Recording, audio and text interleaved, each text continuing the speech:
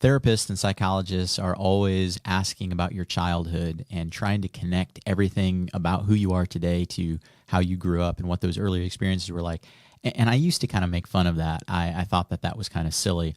Fortunately, I'm a little older and wiser now, and I've realized how incredibly formative some of those early experiences can be. An incredible impact on even training the neural pathways in your brain, like how you respond to difficulty. It's incredible how important that is. Some of us have had really terrible childhoods, and some of us have had really wonderful childhoods, and most of us are somewhere in between. The fact is, we can't change any of that, but we can change how we train our brains going forward. And what I've noticed is that almost everything I do has an influence on the future of how I think. Right? Let me give you an example. Let's suppose that I decide I'm going to get up at 5:30 tomorrow morning to do some important work before my family gets up. And I decide today that that's important and that's what I'm going to do. And I commit that to myself. I set my alarm for 5:30, but tomorrow morning I'm feeling really sleepy. It's dark outside. I don't want to get up. My bed is warm. The bedroom is cold. And I think, well, it's not really that important. I can start 10 minutes later than I'd planned and still get it in. And so I hit that snooze button. And then 9 minutes later, the alarm goes off again and I snooze again. And after 2 or 3 rounds of this, I finally drag myself out of bed. You know what I've taught myself?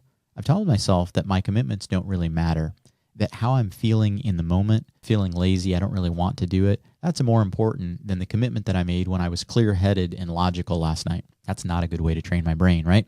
Now, there are other ways you can train your brain too. When you do a hard thing, like you ask for a really difficult sale, you take some responsible but kind of scary risk, you succeed at those little things, you build up confidence for the next bigger thing. Now you can go for the bigger sale. You can take the bigger risk. Now, you're not always going to succeed, of course, but even in how you fail, that's an important part of training your brain. So if you fail at something, but you can say, all right, brain, we learned this. We made this new relationship. We acquired this new skill. We're going to be better prepared for the next at-bat, the next opportunity. Even that can be turned into a success, and it can be confidence building. But if instead you're telling yourself, see, I told you it wouldn't work, all you're doing is reinforcing these limiting thoughts that are going to hold you back. So almost everything you do is training your brain either for good or for bad. So be intentional about how you steward your thinking. So from this point forward, let's be intentional and constructive in how we train our brains. Let's make sure that we are training our brain positively